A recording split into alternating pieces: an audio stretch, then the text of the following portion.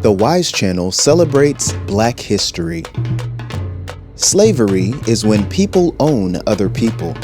It's wrong and terrible, but also a huge part of American history. Most African slaves were kidnapped from their homes and packed tightly onto a ship, sometimes for several months.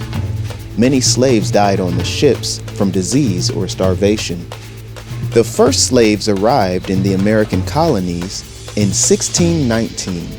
When they arrived in America, slave families were separated from each other at auctions, where white slave owners bought, sold, and traded them. Can you imagine that? Your mother is sold off to a man from Kentucky, your father is sold to Florida, your sister to Missouri, and you are bought by a slave owner from Virginia. That's it. You never see your family again. That's how it was for slaves for almost 250 years in America. Slaves worked on farms called plantations for their whole lives and were never paid. This went on for hundreds of years because many white Americans thought their race was better than the Africans. Also, slave owners kept all the money from their slaves' hard work. Did you know several presidents owned slaves? George Washington owned over 300 slaves. Thomas Jefferson owned over 600 slaves and hurt some of them very badly. In fact, Presidents George Washington, Thomas Jefferson, James Madison, James Monroe, Andrew Jackson, Martin Van Buren, William Henry Harrison, John Tyler, James Polk, and Zachary Taylor all owned slaves while they were president.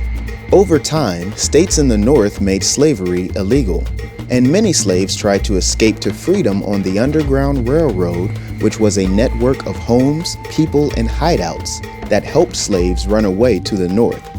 Slaves who were caught escaping were hurt badly or even worse. When Abraham Lincoln became president, the Southern states were afraid he would outlaw slavery, so they made their own country called the Confederacy. The South wanted slaves so much that they were willing to go to war to keep them. This started the Civil War, which the North eventually won, and the South rejoined the United States. In 1863, the Emancipation Proclamation set all slaves in the South free. In 1865, the 13th Amendment was added to the Constitution, making slavery illegal in the United States. The nightmare of slavery was over, but there were still many challenges ahead for African Americans. You may be thinking, that was a long time ago. Why are we talking about slavery now?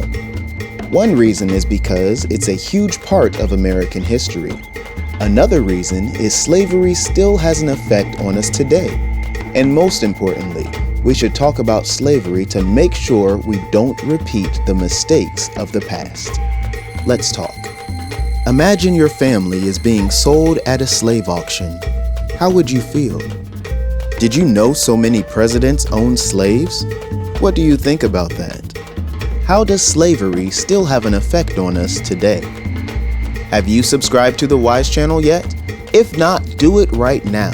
And make sure you hit that little bell icon to be notified when we release new videos. Thanks for watching.